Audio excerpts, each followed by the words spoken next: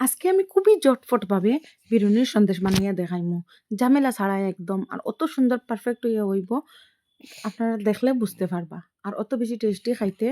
আর এটা যত সময় যাইব শক্ত হইতো না, নরমও থাকবো। তো হ্যালো এভরিওয়ান, আসসালামু আলাইকুম। আপনারা সবাইকে আমার ইউটিউব চ্যানেলে স্বাগতম জানাই। তো যে যেখান থেকে দেখরা সবাইরে আমি ধন্যবাদ জানাই। আর কথা বেশি না বাড়াইয়া মূল রেসিপিটা যাই। প্রথমে লই লাইছি বিরিয়ানি চাউলের গুঁড়ি, অর্থাৎ স্বাদ মতো লবণ দিয়া আর স্বাদ মতো চিনি দিয়া। চিনির পরিমাণ আপনারা আপনার হিসাব মতো দিবা। তো আমি চিনি দিয়া এখানে কুসুম গরম জল থাকে, একটু গরম জল ওটা দিয়া আস্তে আস্তে আস্তে আস্তে একটু একটু করে জল দিয়া আমরা একটা সফট ডো বানাইলিম। ওরকম মাখতে মাখতে এক সময় দেখবা সব এড হয়ে গেছে।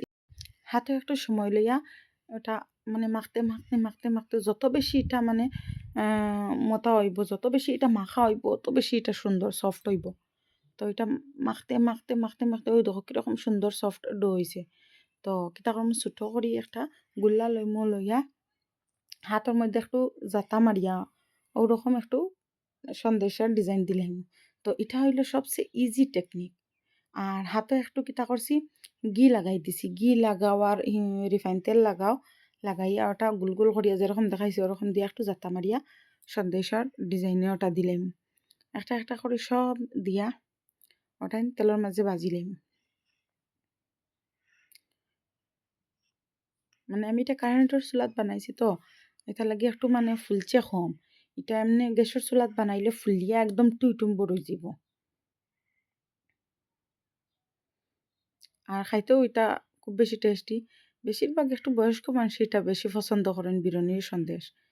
তো এগুলো সবচেয়ে জটফট, হাতের সময় না থাকলে মানে ওরকম বানাইলে বা তো জলদি হয়ে যাব।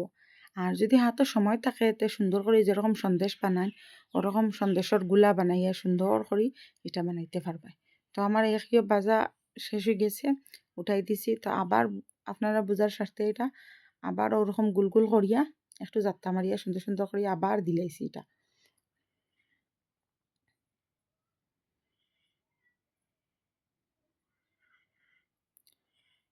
আর এটা মানে যত সময় রাখবা গরম করলে ওইটা আবার সফট হয়ে যাইব। ফ্রিজও এটা 7-10 দিন স্টোর করে রাখিয়া খাইতে পারবা। আর এরকম কিছু যদি স্ন্যাক্স আইটেম বানাইল থাকে, তো চা কুটুমকে চাইলে জটফট চা বানাইয়া এটা দেওয়া যায়। ওই দেখো কিরকম সুন্দর হয়েছে। আর উপর ক্রিস্পি, ভিতর নরম সফট। এই দেখো। আর এটা যে খাইতে সময় যে সময় গরম করবা ওই সময় নরম সফট হয়ে যাব। তো আমার ভিডিও কীরকম হয়েছে কমেন্টের মাধ্যমে জানাইবা। আর আমার একটু সাপোর্ট করবা যাতে আমি আগে দিয়ে আগাইতে পারি। আর আমারও ভালোবাসা দিলে ইনশাআল্লাহ আমিও ভালোবাসা দিব।